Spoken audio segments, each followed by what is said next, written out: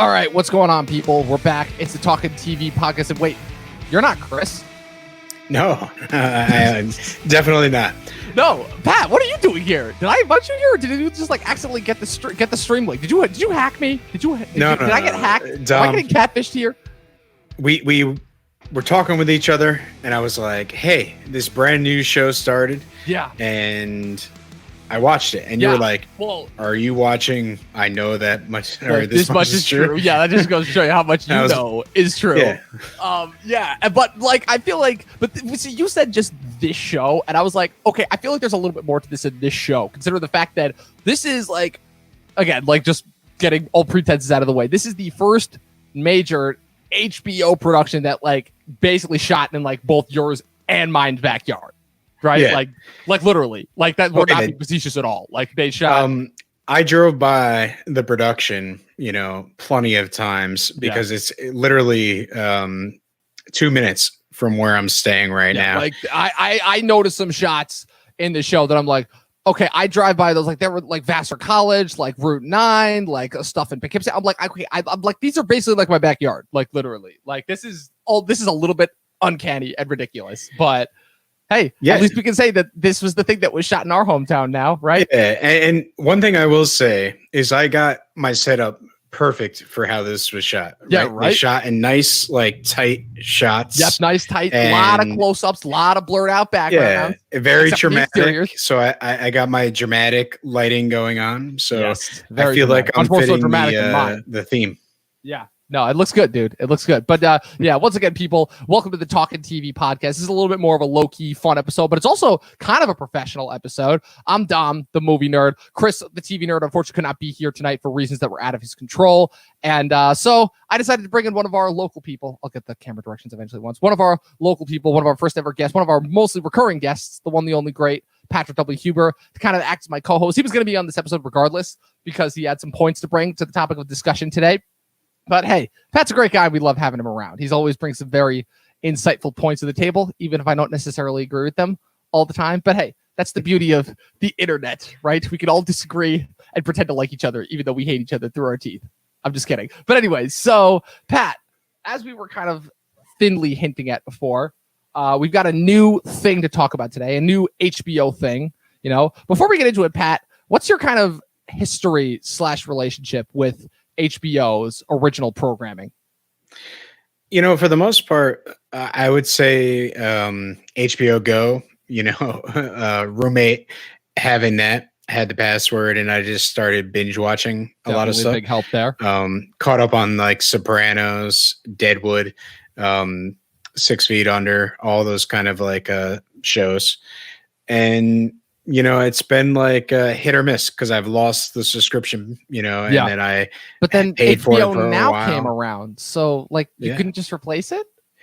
No, it's one of those things. There's so many streaming services out there that HBO is not necessarily my go-to. But every once in a while, like when Game of Thrones was on, I would usually subscribe and basically binge watch. And then when the season was over, boom, it's time to move on. Yeah, I guess just my thing with it and kind of why I always held HBO like to a certain echelon. Like, see, for me, I feel like this is the case for a lot of people too. It was like Netflix and then everything else is secondary. But for me, like there were always like two that like were held in echelon. Because like Amazon gave me access to a bunch of stuff, even if it wasn't necessarily original programming. But like HBO has been like my go-to like since high school, like since Game of Thrones. And that just gave me access to like a bevy of other television. Because the thing about HBO is they are the one TV network where like just whatever the random project that they're doing is, it seems to always churn out quality. Like I don't think, even with some of their weaker shows, I don't think I've seen a single thing from them that I haven't enjoyed. And like they've got a wide variety of material, like going from Sopranos, which is kind of where they made their mark. They had Oz before that, but Sopranos is really where they made their arc. Deadwood, 6 Feet Under, The Wire, Boardwalk Empire, obviously Game of Thrones most recently, but even like their comedies too. Like they had like one of the go-to comedies that's kicked off in the 90s with Sex and the City, and then they kind of followed it up with Entourage. Like they're known for their quality overall. And more recently, they started to get into miniseries, right? they had Watchmen in the fall, which Chris and I already talked about, which was absolutely revolutionary to me. But something interesting I've noticed is that not just HBO is doing, but a lot of other networks recently have gotten into the idea of doing the miniseries kind of as an extended movie. It's something that I don't necessarily remember who was the first one to kick this off. I think Netflix was doing this first a little bit. I think the first thing that really stood out to me, though, was when Netflix did Haunting of Hill House, right? The Mike Flanagan show. And that was kind of like the first example of them doing a movie, basically, but like as separate episodes. Like, people like to credit Stranger Things with that, but I'm like, no, Stranger Things was much more so like a regular TV show. And since then, HBO's like had like a couple of things that they've done that with, like they did Chernobyl, which was only 5 episodes, but that like to me was like basically an extended movie, they've had a couple of other things. And so today we're doing, I would say, the latest example of that. It's another miniseries, only 6 episodes. Again, as we very not subtly hinted at, shot in our hometown between Poughkeepsie, Lagrange, and Wappingers Falls, New York. Whoop, whoop. We're finally on the map at last, as if we weren't already with A Quiet Place. But A Quiet Place was shot in New Paltz, so that's not really our turf. But Pat, this is also a special episode because besides the fact that we're actually getting to talk about I Know This Much Is True, we actually are lucky enough to be joined by a crew member who actually worked on the show. So I guess you could say this is kind of our first ever celebrity interview. I don't know. Would you say that? Sure. Anybody that's a part of the process that can share all of Mark Ruffalo's dirty secrets behind the scene, that'd be great. Oh, and this guy has definitely got some dirty secrets, Mark Ruffalo. So people, without further ado, let me introduce the one, the only, my good friend going back to high school, an official locations crew member for I Know This Much Is True. Please welcome the one, the only, Mr. Brendan Lynch. Brendan, what's going on, dude? Sorry, I had my quick sound technical difficulties. Yeah, I was chomping on some snacks beforehand because I just got back from a bike ride and I didn't eat anything. Didn't want those crunching noises to get it over the other. I completely understand. I've been there myself. But yeah, thanks for having me on, guys. Of course, dude. I appreciate it. I wouldn't consider myf a celebrity, but thank you. I can't stop. Come on, dude. I can't stop smiling. Are you kidding me? You were the one guy from high school who I was like, wait. Well, because the whole thing with me is that like there were a ton of people that I knew in high school that ended up like either being also into movies that I didn't know while we were in high school that I didn't find out until afterwards, and then like also like ended up working on like major productions. And it's funny because I think the first time I saw you like after high school was I was going to a background extras job on a movie, and I just saw you walking around the set. I'm like, yeah, Brandon? I do remember that. I remember I saw you. That was for a Trick that also shot in the area. I was at the props department then. I was a props PA. And I remember seeing you and I was like, hey, what's up, Dom? And you're like, what are you doing here? And I'm like, I'm working. You're like, what are you doing here? And I was like, I'm working. Yeah. But and honestly, it's great. It's great seeing you too. I'm glad that you are also, part of it as well in the industry up here. But absolutely, kind of, sort of. I would more so consider it just like kind of getting lucky and knowing certain people. I mean that's what the film biz is. It's like a lot of people think you go to school and you're guaranteed a job like most people out of school. Not at all. But I mean I had to work my butt off. And for a time I wasn't even in the film. I was working part-time jobs and just shooting my shot anytime there was a production, like, hey, if you need a PA, you need me, that's how it works. And then you finally, someone's like, all right, you know what, get this kid on here. He keeps blowing up my email. And then you'll get your one thing. And then you do a good job and they get you on the next ones. I mean, that Trick was one of my first big movies that I did. And the way I did that was an independent film that shot up here in Newburgh. I got that from working with the prop master on another show in, across the river. I believe it was Middletown. We were shooting The Food That Built America season 1, and I was just a PA on that for a few days, and then they called me back. I was an art PA on that for a few days, and I was like just painting walls and stuff, and then they called me back because they needed someone for another week, and that's where I met the prop master Thor Voss, and he called me. I remember I was working at H&M. He called me. He's like, hey man, I got a movie. It's gonna be a lot of blood. There's going to be a lot of stuff. Blood and gore. You want to be a part of it? You're like, how can I refuse? And he's like, yeah. And I was like, yeah. And I literally went to my boss. Question. I went to my boss and I was like, I'm sorry, I'm quitting. And then for a month, I was on a movie. And it was literally my first movie ever. That's awesome. But yeah, that's really, I mean, that's how it is. It's not like, it's crazy. It's a crazy process. You got to hustle. It's a hustle. It's you got to hustle. Non-stop hustle. And on set is a hustle. The networking is cannot be overstated. It's basically one of my biggest jobs came from the fact that I was an assistant editor on a horse rodeo documentary, and then my resume landed on the desk of a major broadcasting company, and I did some work for them for a couple of years. So, it's one of those things. Your friends basically talk you up. And then you can do the job. You can show up and you do the job. Exactly. Yeah.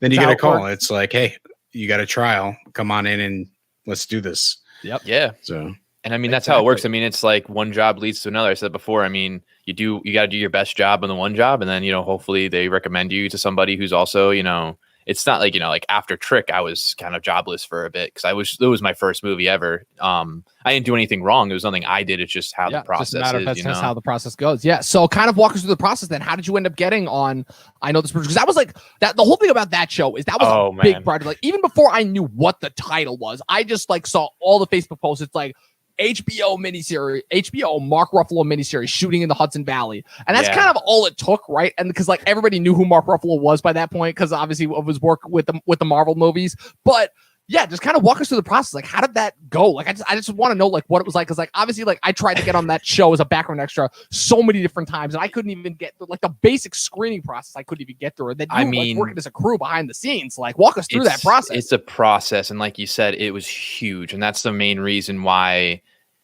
I mean, it's the biggest production I've worked on, but basically it's funny. I was doing yard work for my neighbor and she used to be in the industry. Like she used to PA and like do some other stuff. And she got an email and she was like, hey, HBO shooting here. They need a PA and I'm not really doing it anymore. Do you want it? And I was like, are you serious? Yeah. And she's like, yeah, it's for 2 weeks. I mean, they're just looking for somebody like at the time I was what they call a, additional PA production assistant. So basically it's when they need just some extra bodies. Cause there's actually a difference like set PA, the people they get hired from the beginning and they're guaranteed the whole show. Right. And I was only guaranteed 2 weeks. So I was like, you know what? I got nothing better to do. I'm doing yard work. It's a nice change of pace. So I emailed the key PA, Jose, and I said, hi, my name is Brendan Lynch. Here's my resume. So-and-so recommended me for this position. Let me know if it's available. And he's like, all right, I'll get back to you. And then I basically, the whole deal, you wait a little bit and you pester. I'm like, hey, I just want to let you know I'm still into doing it. So just let me know when I can available. Start. Please let me know. He's like, yeah, I'll let you know. If anything, book these 3 days. And I was like, all right, cool. So I was at least 3 days on. It wasn't the 2 weeks that I was promised, like not that I was promised them, but I was like, all right, 3 days, that's fine. So I show up and I'm here on set and I'm just like, oh my God, like, I'm in Poughkeepsie. It's like I got the call sheet and I was like, oh my God, this is like awesome. I'm right down the road from my house. Like it took me 5 minutes to get there. And I'm sitting there, I did my job, PAs, it's nothing crazy. You're making sure no one walks on set that's from the public. If someone needs something, you basically do the grease of the cogs that are of spinning of the whole production. So you're just making sure everything goes smoothly. And, I did my job and, they're like, hey, we need someone for next week. Are you available? And I was like, yeah, sure. And it basically, at the end of each week, I was asked if I was available to a point where they're like, hey, can you book like these weeks? And I'm like, heck yeah. And I ended up, honestly, I ended up working majority of the show. When I joined in, they were about 2 weeks into filming. Okay. And then from there, I was basically on every single day. And it was great. It was awesome. How long of a shoot was it? It was like 6 months, 6 to 7. Okay. Well, for them altogether, I think it was like about a year. I mean, they were there a few months beforehand doing pre-production and all that stuff, but filming wise, it was about 6 or 7 months. If I'm doing the math right. I mean, they started, I want to say they started, I joined April, like the last week of April last year. And from there, I went all the way, I guess till almost December. I want to say pretty much right up until like the new year. It was crazy because that's when I started my next job. Because it was crazy. It was just how perfect it worked out. I mean, for 6 months I was working on a movie, like a TV set. Yeah. I mean, it was basically a giant movie, like you were saying before, like these miniseries. It's like a giant movie. We basically shot 6 movies, and it was a ride, and it was one of the best crews I've ever worked with. Even to the day, like.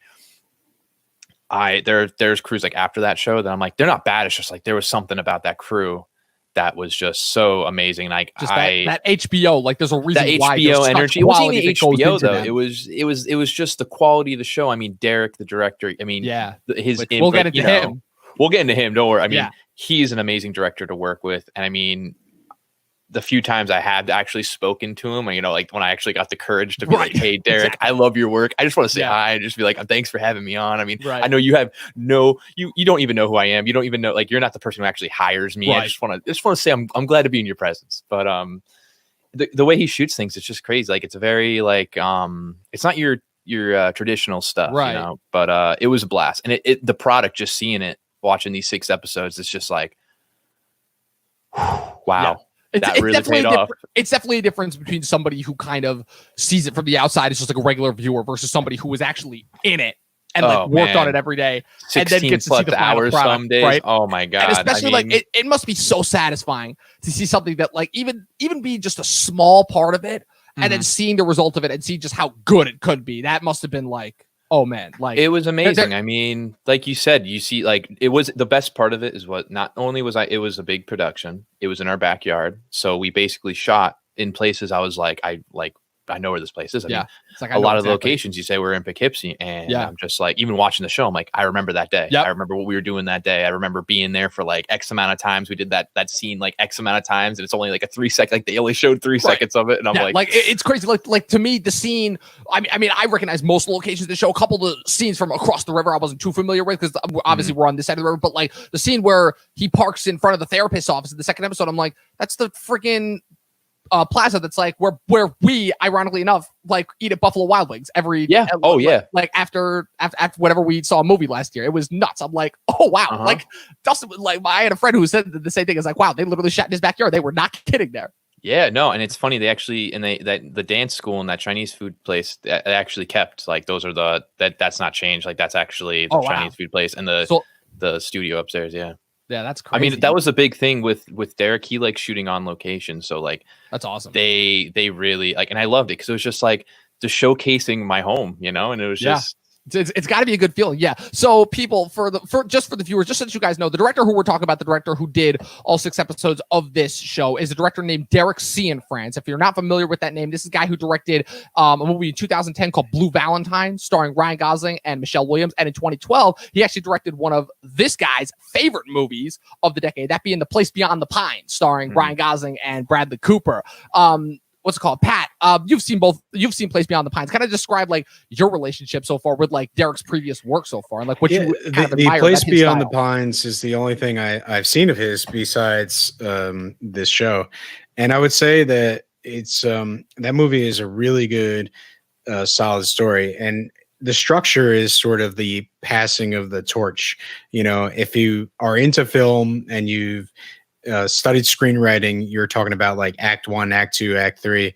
And this movie is structured in a way where you have act 1, Ryan Gosling, and then his character sort of passes the torch onto Bradley Cooper. And Bradley Cooper then passes the torch onto their characters' kids. And so the interesting part about that story is sort of you are following multiple protagonists as they have a shared journey, you know, and it's just sort of about, you know, living on different sides of the track, and, you know, how, you know, one guy has to sort of hustle for himself to survive, and then the other one is part of the institution, police force, and sort of the two of them eventually collide, and it's about how each of their lives really impacts each other. And I think it's a really brilliant film. And so even though I haven't seen any of his other work, when I found out that he was the one kind of doing this show, I was like, okay, I'm going to definitely keep HBO for one more month or whatever. And basically, as long as I can afford to pay it. Well, yeah, it's more of being a cheapskate than anything else, but not so much a cheapskate that I pirate things and sort of don't support the industry. So I definitely pay my subscription, support people that work on these shows, and, you know, any way I can. So, So Place Beyond the Ponds, definitely recommend it if you like this show. Even if you were mild on this show, Place Beyond the Pines is fantastic. So it's interesting because I was a guy who always knew who Derek was, but I was never familiar with his work because I was too young. I missed Blue Valentine and Place Beyond the Pines in theaters. My actual first introduction to him was with his third movie that he did in 2016, which I personally was not the biggest fan of, that being The Light Between Oceans, starring Michael Fassbender and Alicia Vikander. That movie, I understood what it was going for, but that was just an example of it was kind of too slow paced. Like any kind of semblance of story just kind of got lost in the shuffle, and it also felt really repetitive too. So, and if anything, like I said, I just kind of felt bad because I'm like, wow, I know that this has the semblance of being a great movie. This is just not for me, you know? But when the whole thing is that the only name that I knew that was attached to the show at first was Ruffalo, right? I had no idea that Derek was involved until I think like somebody in my Facebook film group posted about this and said, oh, the new Derek Cianfrance. I'm like, wait, that's who's directing this? Oh, like, I mean, I was already on board to begin with because, you know, Mark Ruffalo HBO miniseries shot in my hometown. But yeah, so to kind of break it down, kind of now actually kind of jumping ship into the actual show itself. So the show is called I Know This Much Is True. It's based off of a 1998 novel written by Wally Lamb, I believe is the writer's name originally. And it features Mark Ruffalo as the lead characters, I should say, actually, because in this show, he's playing twins, Dominick and Thomas Birdsey, who are the result of a kind of, I'm not going to say like, yeah, they believe that they were the result of a cursed lineage. Dominick is always kind of had to look out for Thomas being a paranoid schizophrenic diagnosed at an early age. And the show is kind of a breakdown of their respective, like how they grew up, kind of their characteristics and how they kind of attribute that to family lineage and how that, and also like what the show statements are on just mental health and depression in general. And if I could just start by breaking down my thoughts after having finished the show wrapped its sixth and final episode this past Sunday, the 14th. If I'm looking at my calendar, that's right there. Ironically enough, my Game of Thrones calendar, definitely not a subtle plug. HBO, please fund us. But yeah, so my thoughts on this overall were, I definitely feel like I definitely understood Derek's stance in the sense of it was almost kind of like Winding Refn-esque.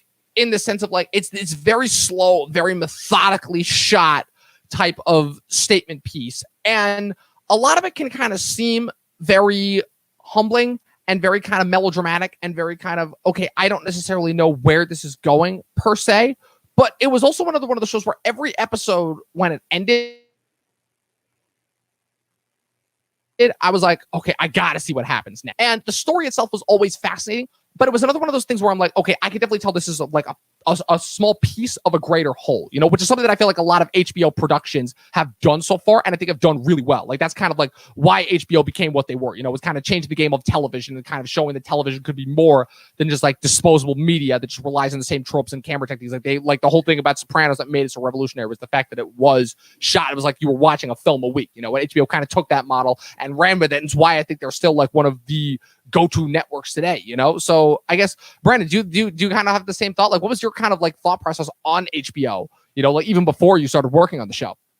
Before the show, honestly, I didn't watch that many things. Like I literally just got HBO now, you know, for the show.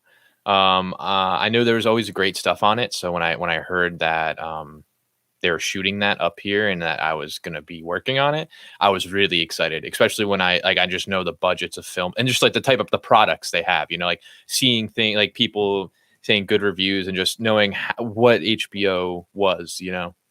But honestly, yeah, before this, I wasn't really watching HBO stuff. Surprising. Like, ironically, not even Game of Thrones? No, I'm not a Game of Thrones fan. No, I watch streaming, but I'm one of those guys who's like really late to the game, and like I'll be like, oh, okay. I finally got, like I had Netflix or like my friend's Netflix, you know, like I didn't have any of my own personal stuff. So yeah, and I finally got HBO. Now I'm like, oh my god, I'm missing out on all this stuff. Like I literally have a list. I was only gonna do it for like, I was like, oh, I'll just watch the first 2 episodes. That's how it always starts. And then I was like, oh, and then like when it comes out, maybe on DVD, if it does, I'll get it, or you know, I'll just watch it another time. And then you're like, oh, hey, that's. And then you asked me if I want to do the show, and I was like, well, I guess I should. I mean, I want to. And then I was like, I guess I could get it for like the month of HBO that I need to watch the show or so. And then I ended up it's one of my it's my streaming things. That and Hulu are one of my top Yeah, you go down a rabbit hole. It's nothing but quality. Like I said, even those shows that like haven't been great, like they're still like just so many miles above like so many other streaming services. Like everyone credits Netflix, but I really feel like HBO was the one that set the bar when it comes to just quality overall among streaming. For sure.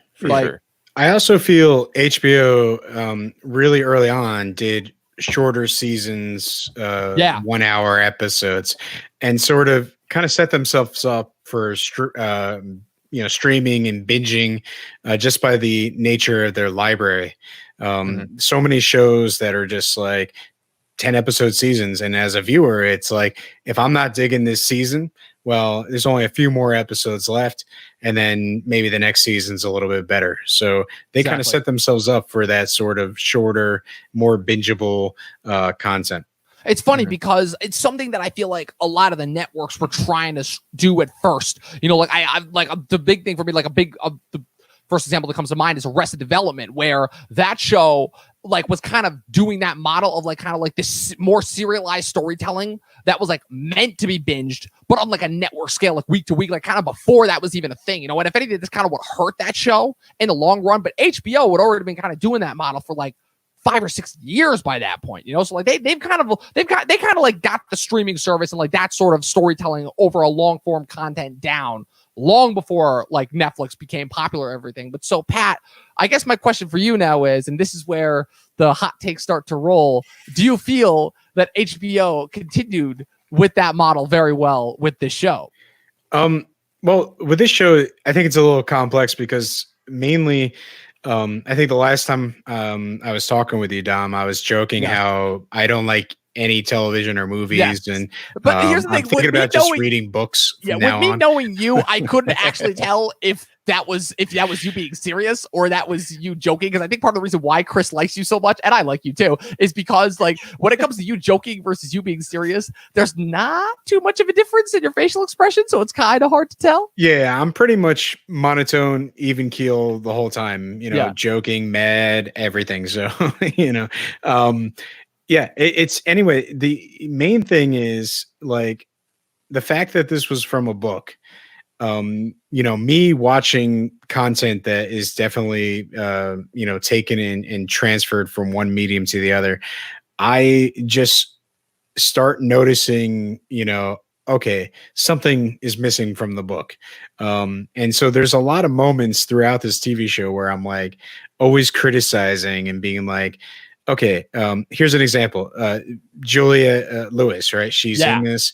I was surprised. I was like, oh, she's in this. This is great. She's going to have this involved character and it's going to be interesting. And like, I'm supporting her a lot. And gone after that first episode. She was in one other kind of sequence in the first episode, which was great and had this big impact. But then she was in like one other scene where she just sort of tossed this manuscript right back to Dominick. Ironically enough, which contributed to your favorite plot development later on in the show. But I think the manuscript is great. So definitely like how that plot line played out. But the main thing is like with an ensemble cast like this, and you're getting these embodiment of these characters, and then they only have so much screen time.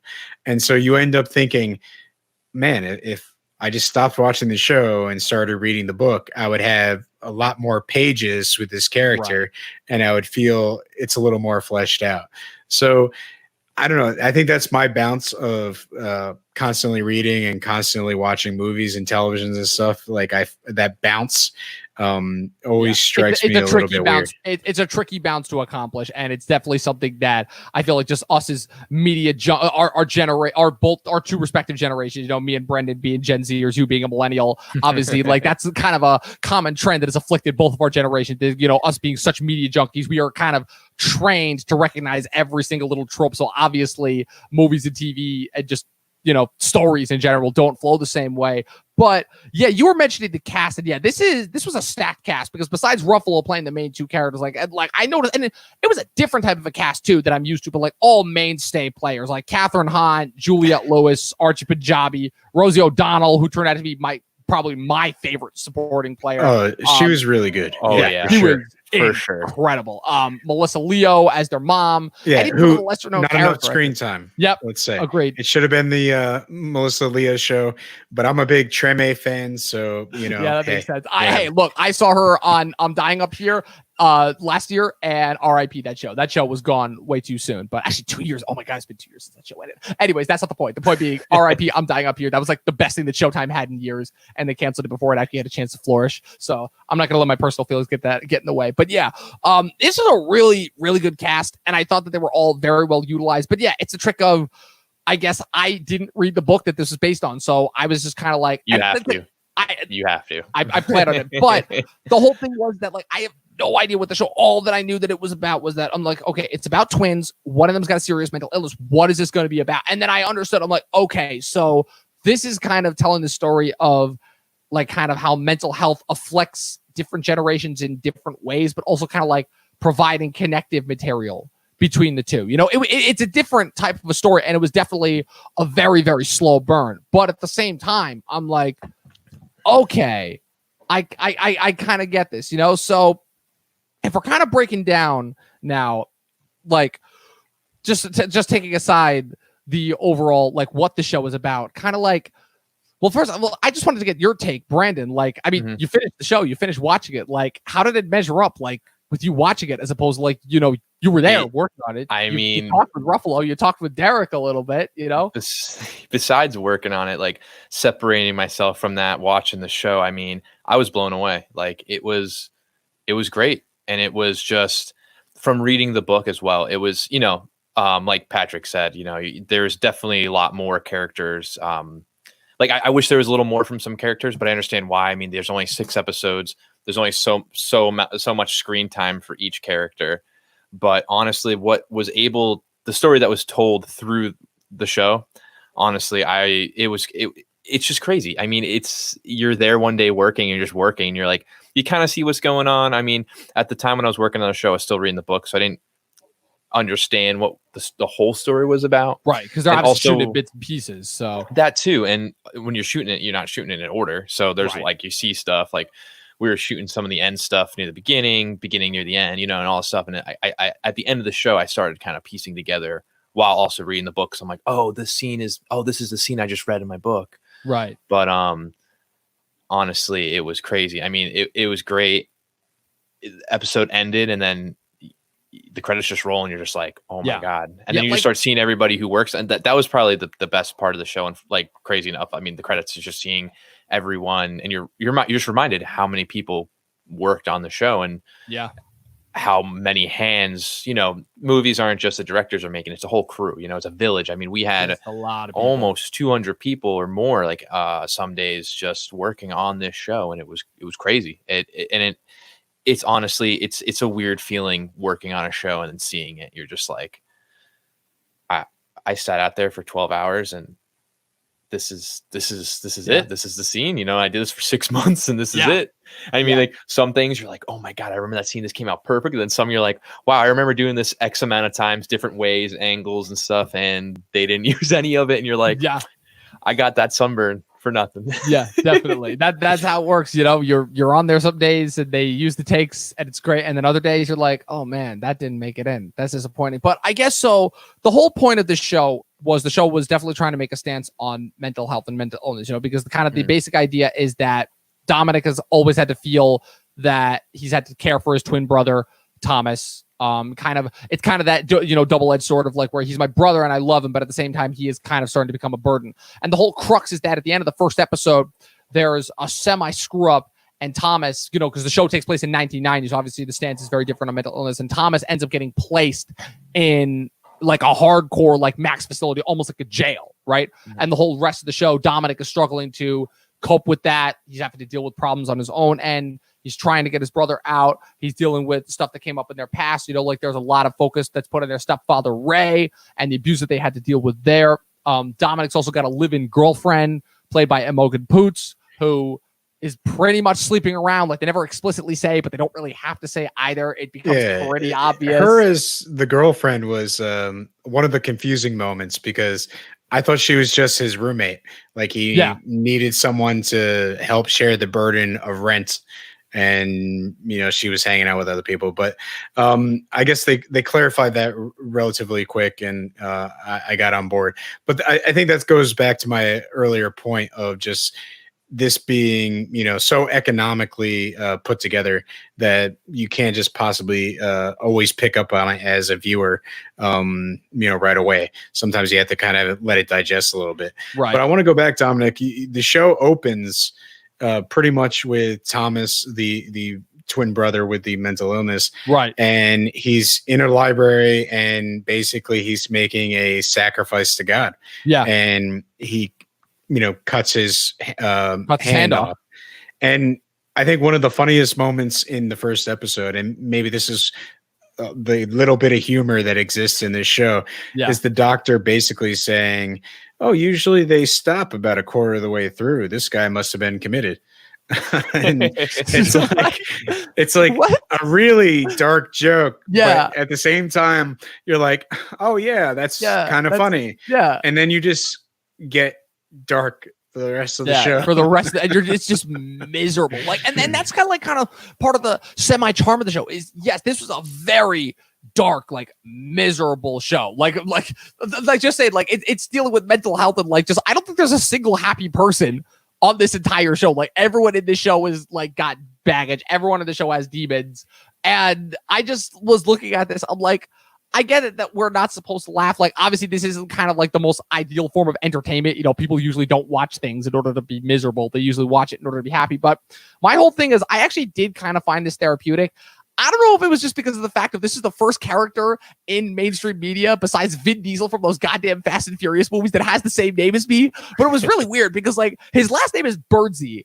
But there were a couple people on the show that said it fast enough. So for a second, I thought they were saying my last name, and I was I thought they said it's Dominick Thomas. I'm like, wait, what? Did that show just actually call my name? It was really weird. And so, but taking all that aside from it, it was really interesting kind of seeing if I'm just opening up a bit, because I had a stay in a mental hospital the last week of college for me. And I just even obviously 2019 versus 1990 is completely different standards. But yeah, it was definitely a place that I never want to be again. And I know for a fact now that I have no existing mental symptoms, but to be in that sort of a place is just miserable, and just kind of the stress and the fear that Dominic has to deal with. I think Derek does a very good job of translating that to the screen. Pat, you talked about the majority of this constantly being shot in close-ups, but correct me if I'm wrong, but aren't close-ups in the cinematic language supposed to kind of translate kind of innermost thoughts, and kind of, since a majority of this is close-ups, it's kind of translating across the inner fear and just paranoia and just misery of these characters. I think the show does a phenomenal job of displaying that. Yeah, I think you're stuck with the characters. And I think with so many great actors, it works. Dominic, the character is to me, he's such a bad guy kind of. I don't well, it's tricky. Hate him, but at the same time, he's not the you're best witnessing person, him. But he's such a complicated character, which is what I like about it. As opposed to Thomas, Thomas, I felt was the opposite. I felt like he was pretty straightforward. Cuts off his hand. He's kind of whisked away to the mental hospital. And this is really Dominick's story. And Thomas comes out to play when, Dominic needs to really feel the pressure. And, you just see it. He definitely kind of goes in a whirlwind, specifically when everything's hitting the fan, and he got into a car accident and he's dropped off at this house that he's renovating, and they tell him, "Hey, not today. We want you to leave." And he has nowhere to go. He's stuck at this house, and all he can think about is his brother. And so he just says, you know what? Forget it. I'm just going to ignore them. I'm going to do this little bit of shutter work. And I'm also going to take these, what were they? Anxiety pills? Something I think. Yeah. It's painkillers or something. Yeah. Something like that. Oh yeah. So he takes all these pills, which are painkiller. And, he's doing work on a 3-story house. and you're just like, man, you're just making bad decision after bad decision after bad decision. And it becomes a little one-sided after a while. Yeah. And then this particular scene, like, he's sort of in a delusional state. I think he might be hallucinating a little bit. And just from all the pressure. And it turns out that the owner of the house was decided to put a gun in his mouth. Just decided to kill himself out of nowhere. And it's a really random scene too. Yeah, but the thing is, I like how it's constructed because, did that guy really kill himself, or did Dominick kind of hallucinate the whole thing? Hallucinate, there is a semblance that, he might have imagined this, fell, injured himself, and he never goes back to the house. So we're not going to get proof either way. This show tends to be pretty literal, so I'd imagine that the character did kill himself. But I think that's the magic of the medium, is that he's in such a hallucinogenic state, or just like out of it, that we can see it going either way, and it's never explained. So it's like up to you, the viewer.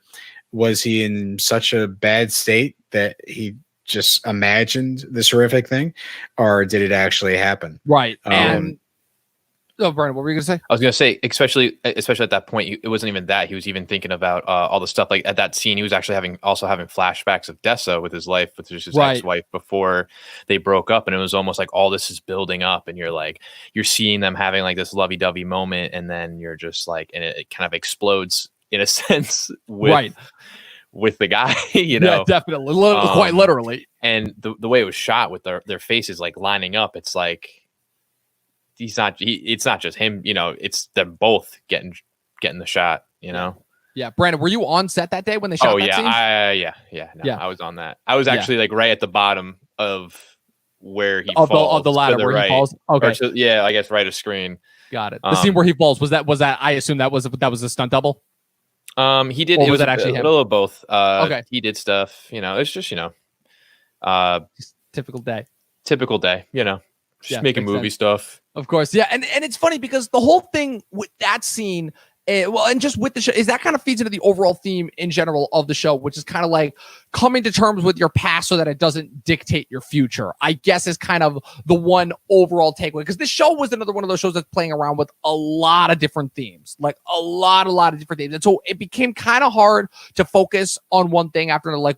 At one point it was about like you kind of always had that sense of underlying family lineage. But for the most part, the show focuses on mental health. But it was really interesting because the whole thing is that I've seen a lot of different things take a look at mental health, but usually they kind of regard it as like this very Hollywood folk thing. Like there's been numerous Hollywood productions where they kind of just use mental illness as either like a complete crutch as like a really dumb plot point, or almost like a superpower. Like that's another thing that I've seen recently, is that they're using like mental health illnesses as like superpowers. Like there was that movie that Jacob Latimore was in 2017. I can't remember, but it was the fact that like he was autistic, but because he could like count cards, that like made him a superhero. Yeah, it was almost like romanticizing it, Kind of, yeah. But the thing I like so much about this show is this show was probably like one of the most brutally honest looks that I've seen at it. Which is that like it's not all fun and games. It could be like a real burden at times, but like you still have to deal with it. And the thing that I liked that all the actors did in terms of like kind of bringing that to the surface is that like all just kind of played it as down to earth as possible. I don't think there was a single showy performance in any of these episodes. No, and that was the one thing that Derek really.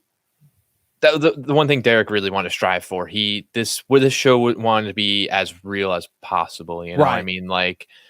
And watching it, you just get, like you said, there's no showy performances. It's literally like you're watching someone, like the way I kind of saw it as the whole show is, everyone, Dominick, he kind of is trying to fix his family. He thinks that he's the only one going through all this stuff. And you find out, like you said, everyone has this baggage, like all this baggage. And in the beginning, you're like, oh, you're really rooting for Dominick to do all this stuff. And you're seeing him after like over and over fail as a brother, and he feels like he fails. And even at the end, he's like, I failed him, And I think as a whole, it's just the whole story is just about how you're not alone. It's not like you're the only one going through stuff. It's literally everyone around you. And you find that out even with the manuscript, it's like Dominick, I feel like growing up, he thought he was, he was always the better brother because he didn't have this mental, like he didn't have schizophrenia and all this stuff.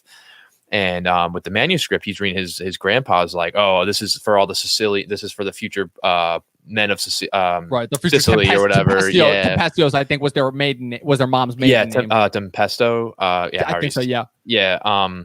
And it's just even that he's like, you realize his grandpa is not a great guy. And it's just like, what people in general, to say the least. I mean, say the least, he wasn't a great guy, but I think the show overall was just like, people aren't good or bad. They're just human, like, right. And that was a big thing that rang true with me, like through the whole entire show, like every action they did, I wouldn't say it was bad, but it was just like, it really plays with. It was just human. Like, it was humans make choices and they're not necessarily good or bad.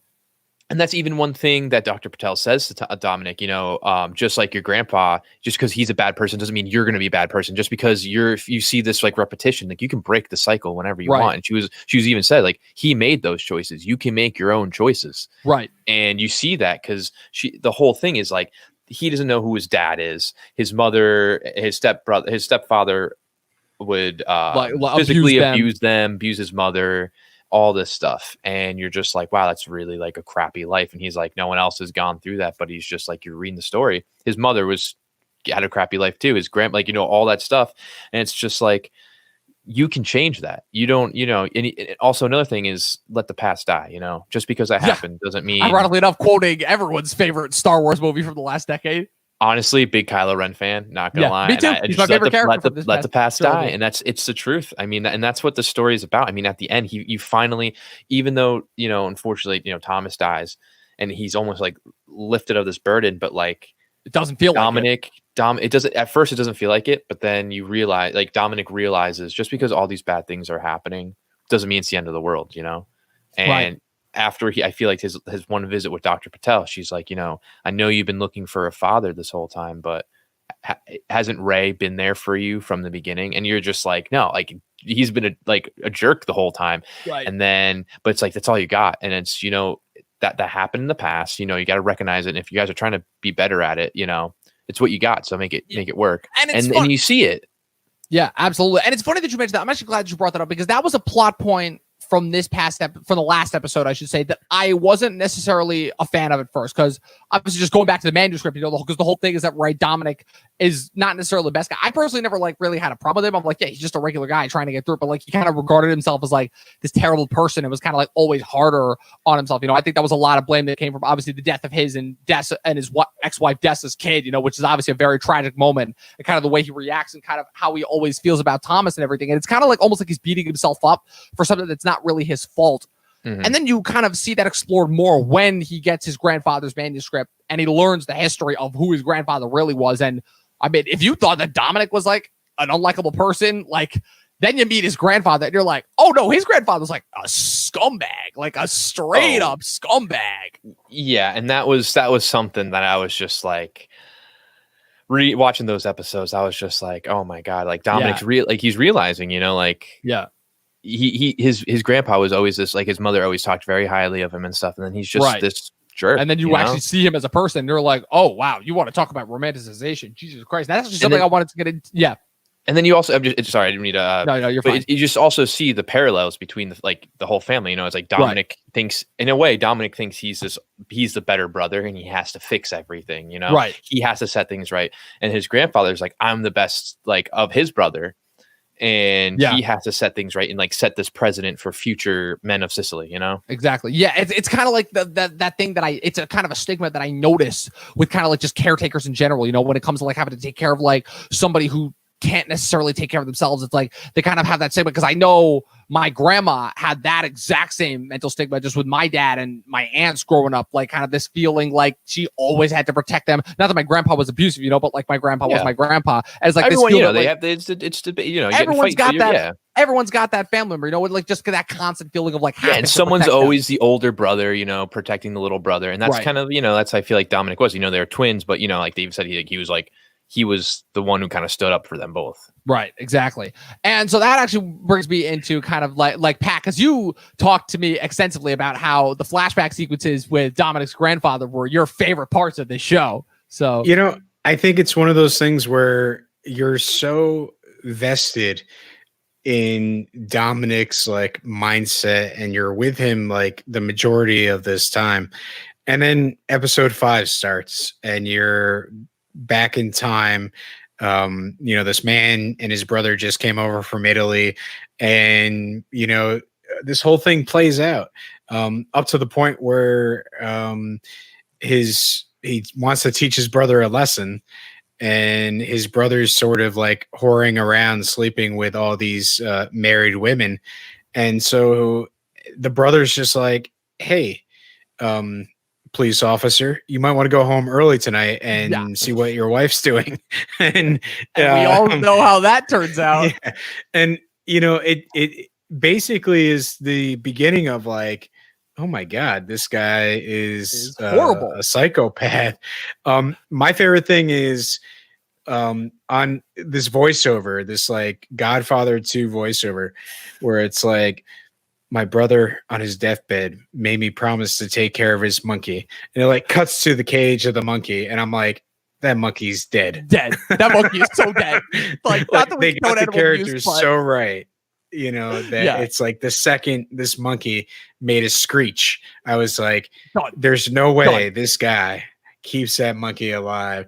And I'm like, he's going to pull out a gun, take it out. And it's actually much worse than I imagined. So much worse. Which to the point, like, it's just so you guys that like mild spoiled, but he pulls the monkey out of the cage, puts it in a burlap sack, and tosses it off a bridge into the river. You forgot the bricks that are in there. Dom. Oh, the bricks too. The bricks are in there. Because that's what's going to keep the monkey down. Yeah, to say the least. And it's just like it's almost like kind of like I said, I hate like the idea of like that's honestly like a common stigma with mental illness is like kind of like not wanting to lean on your problems as a crutch, but it almost like kind of makes Dominick's problems that he's dealing with Thomas kind of almost seem laughable compared to like, oh wow, this is the guy that like was kind of the template that your family's modeled after, so much so that it actually led to, I would say like a popular, not a popular, but like a theory, a common well-known theory amongst people who were watching the show that like, was their grandfather their father, which, Brandon, maybe you can give me some insight of that. Like, was that something, I mean, obviously, like I said, you were privy to the whole thing, you were reading the book during the production of the whole thing, but like, was that a thought that like kind of ever crossed your mind? Yes. Cause I remember when we were filming, those scenes where, we're getting to the point. So I'm like, all right. So I was asking around. I was like, so like, I don't know if you guys can tell me, but like, who's the father? Like, who's the dad? Like, what's going on here? And the pieces started getting together. And as I was reading the book, and I was like, it was leaning towards the grandfather being the father. And I was just waiting for it to be said and be like known that it was it. But I was really glad that it wasn't, because that would have just made this so much more of a tragedy. You can call what it is, a tragedy. And I'm glad it isn't. I like the way it went, but I'm glad they kind of made you think that too, because everyone's like, I mean, if it's already this messed up, what, just add another thing to it, Exactly. Yeah, I wish they made us think about it longer. It starts in episode 5, come into play until like the 5th episode. Yeah, I thought that would be something that would kind of like be more played out from the first for the first couple episodes, but like it really didn't come into play until you started reading the manuscript. I think maybe if I had it my way, maybe one more episode earlier and just have a little longer to digest with Dessa. Yeah.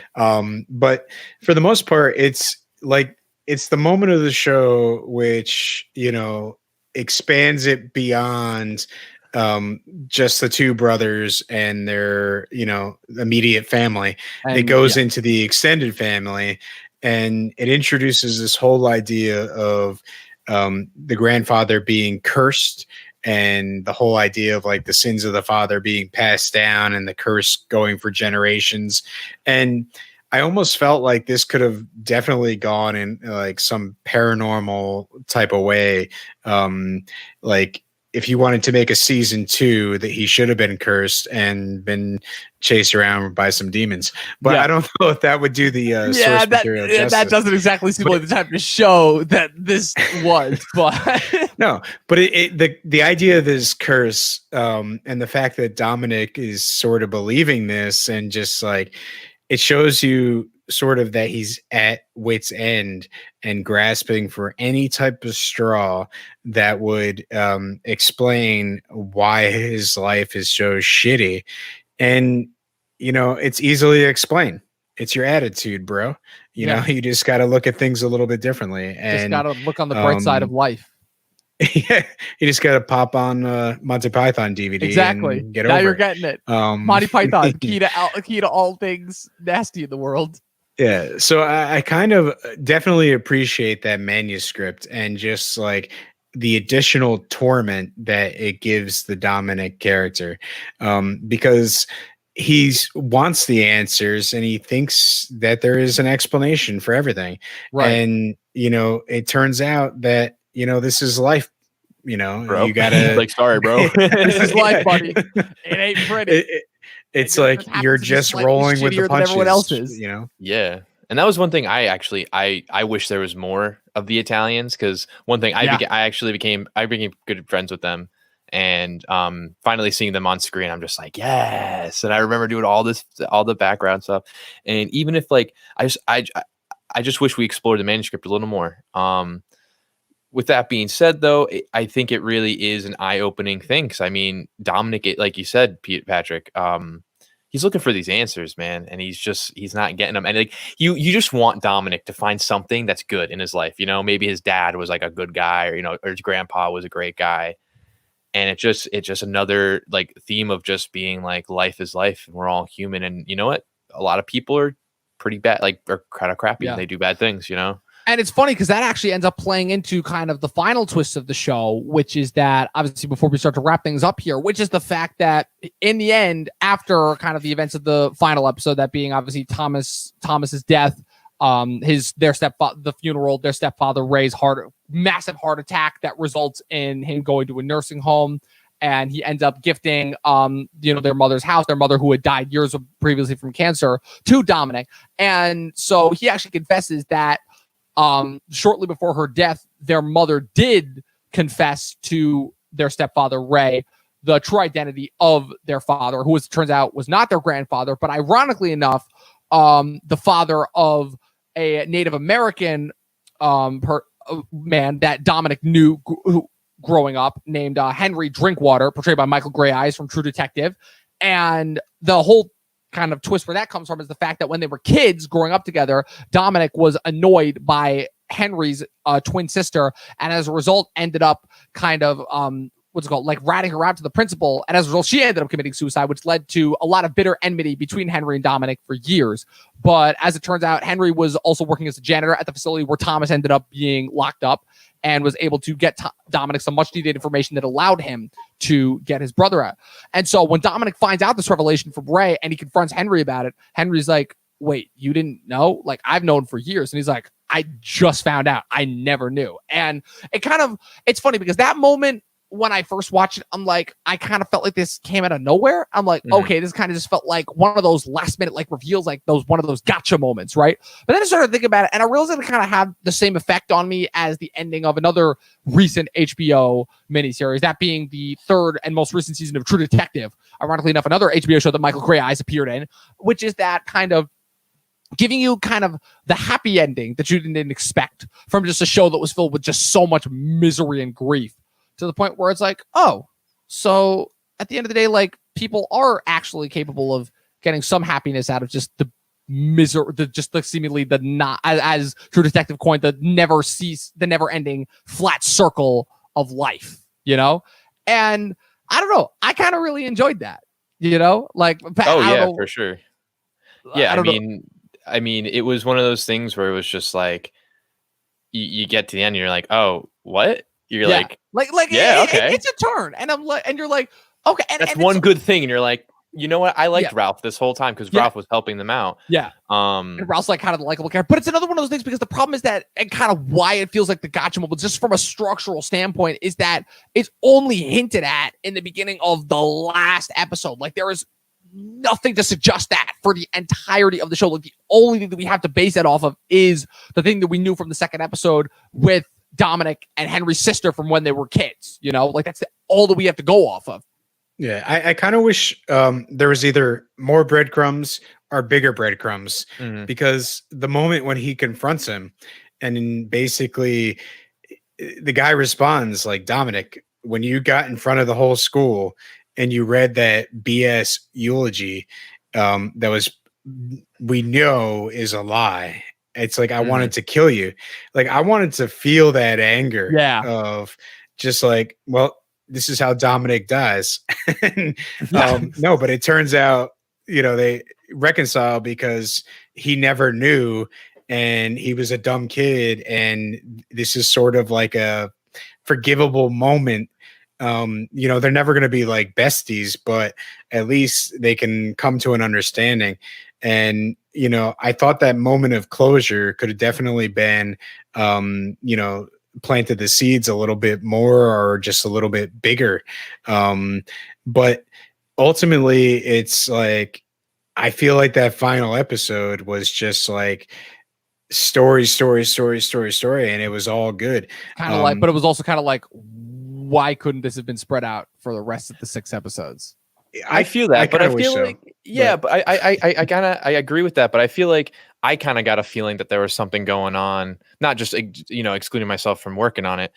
You see Nabby, the Drinkwater, like Ralph's ancestor, who was also there working, who was also fighting. And there's like, they're always like, their lives are always, you know, meeting together. And then you meet Henry as a boy with his mom and you're like, oh, that's another Drinkwater. And I kind of like, but again, you don't see that until the last few episodes, but you do like until you see the manuscript. But even as kids, you know, Ralph and his sister, Penny, they're the other set of twins, you know, and they're seen as like the not as the like, as you said, the dirty twins. And then there was the, Thomas and Dominick, and they were like the white twins. And then that time, you know, that's just how it was. And they were, you know, really frowned upon. And even to the point where, you know, he blamed, you know, her stealing something, what got her in trouble. And then she disappears and then she gets murdered, you know, like she's murdered and tossed into the river like garbage, you know? Yeah. And everyone's like, oh, they have a little thing and then it's over. And then,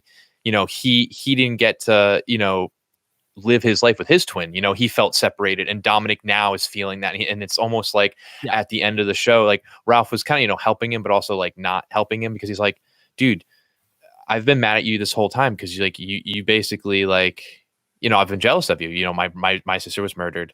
You guys are just, I've always known that we were like a family, and you've done nothing. Like, you've said nothing. Like that speech you said was fake, like all this stuff. And now you're just coming to me. And that's the whole thing. You know, does Dominick coming to get money from him now that he's not a janitor anymore and he's running a casino? Like, for me, I think it was a little like, I do agree the breadcrumbs could have been a little bigger, but I definitely think they were there. They were there, but it was definitely like very subtle how they were played out, almost to the point where they weren't noticed. And I'm actually, real quick before you get to that, like, because the whole thing, right, is that I knew for a fact that like in the book she was murdered, but I could have sworn in the show they said it was suicide. But like maybe I missed that. She was murdered. Yeah, she has like the newspaper clippings. Someone like murdered her, like kidnapped her, murdered her. Yeah, got it. Yeah, no, it's kind of interesting though, because it's kind of like at the end of the day, it's like the catharsis is that it's we're kind of all miserable and screwed up, and we kind of have nothing left because we've just everything that we enjoyed and loved has just been stripped away. But so we kind of just like are existing with each other now because, you know, we're people, and who else do we have? And it's kind of the same thing that happens with Dominick and Ray, where Dominick went so much of his life just hating and blaming Ray because of his treatment of Thomas and them. But at the end of the day, it's like, you're kind of like, you know, my mom's dead. Man. Yeah, my brother's dead. Like, everything else is gone. You're literally all I have, you know? And it's kind of like, it's so interesting because like, that's so not the ending, like the typical Hollywood ending, where the typical Hollywood ending is just to patch everything up with such a nice little bow. And this just doesn't do that, you know? And I feel like that's something that like, Derek has become famous for, because like I said, I haven't seen Place Beyond the Pines, but I'm familiar with how it ends, or like as Pat said with the passing of the torch moment, and I know that it's something kind of very similar where it doesn't get patched up in a nice, neat little bow, like at all. And I guess kind of my thoughts on it, if I'm getting now into my final thoughts, is that kind of the messiness of that and the humanity of it kind of allowed me to forgive some of the more problematic elements that I had, like specifically with the pacing and with certain of the story elements. But yeah, this was still to me like a very enjoyable experience. It was kind of, in a strange way, a very therapeutic experience. Oh, for if sure. That makes any sense. No, I totally get that, because I literally watched the show and I was just like, there's certain parts, I didn't go through the same things that Dominick went through, but there's a lot of things you can connect to with, like with family. We've all walked our own paths and had things with our families and all that stuff, and it's just like, you've been Dominick. I feel like everyone's been Dominick at some point trying to fix. I have the same name as him, so that works. Yeah, or like has been a character in that in a sense. We've always been that one person who's trying to help, and it's just hard because Dominick just wants to do everything himself, and I feel like everyone. That's another thing. Like everyone just tries to fix everything on their own when they really do need help, and you just need to accept the help. Yeah, and that's another big theme that I think was a part of this too. Accept the help, but not the help. Yeah. Because for obvious reasons, I'm sorry, I had to go there. Yeah. When Rosie O'Donnell shows up and offers help, take it. Listen to her. Oh, no, yeah. For sure. She surprised me because I don't know. The last time that I really knew Rosie O'Donnell was like The View, and she left suddenly and all that stuff. And she comes back and she gets on screen and she's in this show, and it's like from the moment she shows up as the character, the social worker, it's like this is damn, this is great. This is great. That was, if I would, like I said, Brandon, I know you and I talked about this show's Emmy potential for a little while. And honestly, after having watched it, I'm officially of the opinion of like, it's Ruffalo or bust, because I'm trying to think of some of the other competition of like, Aaron Paul, Hugh Jackman, but like, nobody else to me comes close to what he did. But one question I did have, because I was reading a couple of articles kind of preparing for this, and apparently the ending has a couple interesting things that are not in this show. If you want to read that spoiler, go ahead. But you're talking about the book? Yeah. So the it's interesting, but go read the article if you want to find out. Or read the book, which would be better. That too. Just read the book. I'm telling you, read the book. I'm telling you. I was planning on reading the book, and then this article is just like, hey, here's the ending of the book. I'm like, oh, great. Yeah, like I said, there were like I glazed. I kind of spark noted the summary of this in order to prepare for this episode, and I admit there was a lot of stuff that came in that last episode. I think there was like way more that came in with the live-in girlfriend Joy, played by Imogen Poots, that like wasn't there in the finale. I think there was like one other thing with him and Dessa that they ended up doing. I think did they end up like they had a whole. Okay, I think so. You're just ripping off the duct tape, Dom, because literally, I'm just trying to leave a little mystery. You're showing a little mystery, and you're just like, oh, this happened. Pat, if you know anything about how Chris and I were doing the show, you know that when it comes to the show, ambiguity and suspense go out the window. Well, like, I love spoilers. I ruined Infinity Wars for my students. So this was 8 months later, dude. It's a Marvel movie. 8 months later. 8 months later, they should have seen the movie by this point. But they like yelled at me. Still. Of course they did. They're college students who got a Marvel movie spoiled for them. Of course they're going to yell at you. But yeah. So if we can kind of dive into closing thoughts here. So I know this much is true. Taking aside the humble bias that I feel like we all have towards it, consider the fact that it was shot in an area that all three of us are very familiar with. Literally to the point where Pat, the apartment complex scenes with Dominick was shot in your hometown of Pleasant Valley, like to the point where they literally had like the sign with like the Pleasant Valley Estates where they were shooting with his apartment. Brandon, for having worked on this, that made me laugh just to see the Pleasant Valley Estates. I saw that too. I didn't know they were keeping that in there, honestly, because I remember a lot of time we were taking signs down. Even Seasons place in Fishkill, it was supposed to be a Friendlies, and they're like, I should keep it. I'm like, all right, cool. That works. Yeah. So kind of with that being said, I know this much is true. Is a show. It's a very honest show. It's a very kind of brutal show to watch. It's a very sad show, but it's a show that you can kind of get something out of. And it's kind of not the ideal show that you would want to be watching. especially during a global pandemic. It's kind of like, oh, I kind of wanted. It's kind of one of the reasons why Disney Plus is flourishing so much right now, because a lot of people just want to like, hey, I just want to watch something kind of happy in order to turn my brain off to and not really think about the real world. And this show was kind of like, oh no, this is still what's happening in the real world, kind of even more so now that we're in the middle of a global pandemic. A little bit, yeah. But it's like, you didn't have problems before. What was like, you ain't gonna make you reflect. That's the one thing the show did. They made me reflect, man. I was just like, I've done that. I need to go take a shower. But again, it's kind of like what has happened during the pandemic. It's like everyone's been stuck in their houses with nothing to do for like a couple months now. What else do they have to do but reflect? Like alcohol only gets you so far. But just put it out there. But I'm just saying. So it's a show that kind of like, it may not be the show that you're looking for, but it might be the show that you kind of need to go. Great performances. I personally think it's very well shot. I think that despite some problematic story elements, I think that there's a lot here of substance that can be gained. And I think that anybody who ever has suffered from any form of mental illness or is going through any sort of affliction with mental illness or just like anything related to depression will be able to get something out of the show. So for my money, if I'm rating it out of 5 stars, I'm going 4 out of 5 stars. Yeah. Well, Dom, I'm going to agree with you that this is a really fantastic show. I think 4 out of 5 stars sounds really good. And what I will say is go ahead, watch this. It made me really want to pick up the book and kind of read it. So that's where I'm going next.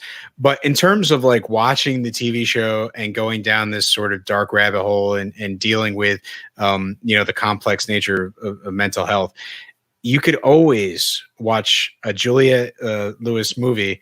Well, it's not really her, but she's in it. It's called Ma.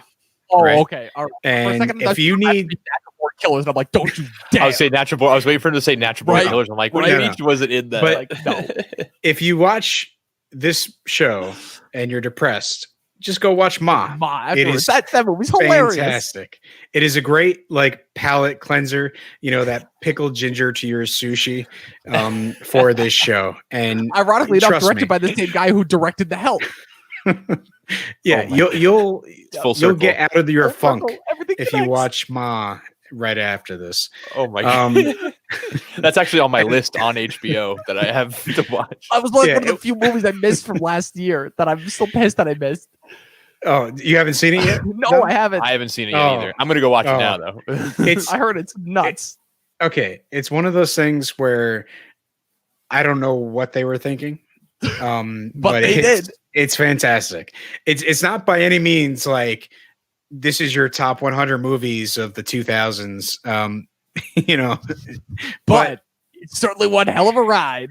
There's a certain funny bone factor to it, and I think watching I Know This Much Is True and being like depressed and down, and then frivolously throwing this on, it works as a good palate cleanser. Yeah, it just put a smile on my face, made me forget about Dominick's and Thomas and everybody's problems, and then I can go on living life now. Absolutely. So out of 5 stars, what would you give this? I would give Ma 2, but this I think 4 out of 5 is perfect for I Know This Much Is True. Awesome. And after I read the book, I might go up, but we'll see. Awesome. And Brendan, with your closing thoughts, now you worked on it, you saw your baby, it's finally been produced, you did it. Congratulations, you worked on an HBO show. Repping the shirt. I actually got the shirt on right now of Three Rivers. But so what would you star wise? Closing thoughts, honestly. Stars. All right. That's how we do this Closing year. Thoughts. From being on the show and seeing it finally out and about, I loved it. I'm so glad of what we did and how it was produced and just widely how many people have enjoyed it, and the message it has, and it's just shot so beautifully. Like I saw it being shot and I was like, oh, this is gonna be good. But after seeing it, I'm just like, I worked on this. My name's in the credits. Like it's crazy that I'm attached to this, and it's just like.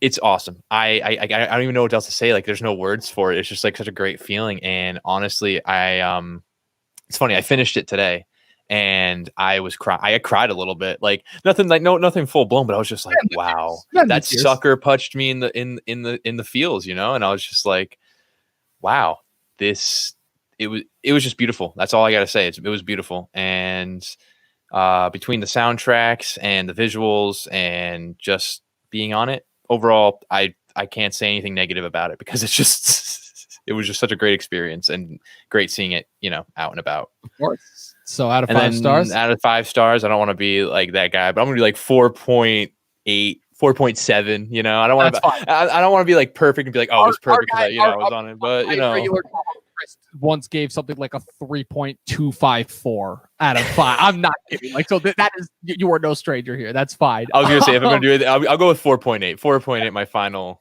That works. My final. Perfect. Yeah. All right. So. Brendan, thanks again for being here. This was thanks awesome. again for having me on. I hopefully, I give you guys a little insight and. Yeah, absolutely. That's kind of the first thing. Like, I mean, I wanted to have you on earlier, but like the minute that I saw this coming out, I'm like, oh, we got to get Brandon on. This is perfect. This is perfect. I even remember when it was going on, I was talking to you because it was just like, I was like, Dom, like, you got to get in the background. Like, have you signed up for this yet? They kept denying me. I almost played a whole thing on there too, and then I know. And with that, and it was being what they're doing. Yeah. And especially what they were doing, like a lot of the twinning, they had to have the same exact people. Like, it's crazy. Some of the stuff that the people had to like sign up for, and it was crazy.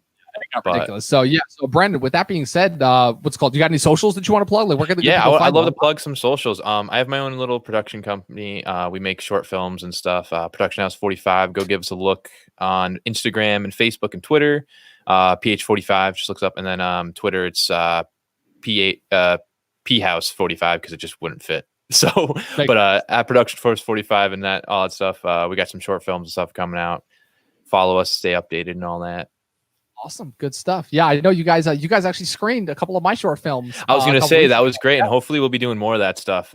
We've just been kind of silent because we're in the process of we're in pre-production of another short film that we're trying to shoot, and everything going on. Yeah, the fact that you guys can still produce stuff given the pandemic is awesome. Yeah, I mean, it's really right now we're kind of just stuck in pre-production. We're not really we can't really shoot anything right now, but we're making sure we're biting off a big chomp on this one. So well, that's good. That's really good. I'm looking forward to it. Can't wait to see what you guys have in the pipeline. Pat, plug in the social. Where can the good people find you online? Yeah, these days, basically just nesting in Instagram at Patrick W. Huber. I think my latest photo that I threw on there was a chipmunk. All its cuteness.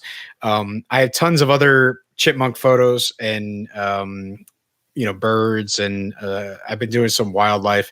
I also made some pretty interesting Middle Eastern kebabs. So I took a picture. I basically was messing around with shutter speeds and got the smoke of the charcoal grill. And so, whatever, I'll probably end up posting these things eventually. That's the type of content I like, though. That's the content I need to. Yeah. Right now it's weird because school's over and I'm just like getting my hands back on a camera. And I'm ready to go outside. Oh, I feel that. So it's been very interesting. Just be safe. Just be safe, you guys. Absolutely. And of course, guys, I am, of course, the movie nerd. Unfortunately, my co-host, Chris Evanko, the TV nerd, could not be here today, but that wasn't stopping us from getting you guys quality content here on the Talkin' TV YouTube channel. Please leave us a like and a subscribe and leave a comment if you can. What did you guys think, guys? We really had like a real celebrity today. So like, I'm not a real celebrity. You are, Brandon. Own your stance. God. Major HBO show. Own your stance. So whatever you guys thought, please leave it in the comments below. If you have not watched, I know this much is true yet, please go and watch it. I would heavily recommend it on HBO Go. Guys, pay the $15 a month for HBO Go or HBO just Max. For the month. Just for the month. Just watch the show. It. Exactly. Support your artists. There's free trials. Yeah, so that's what I did. It started out as a free trial.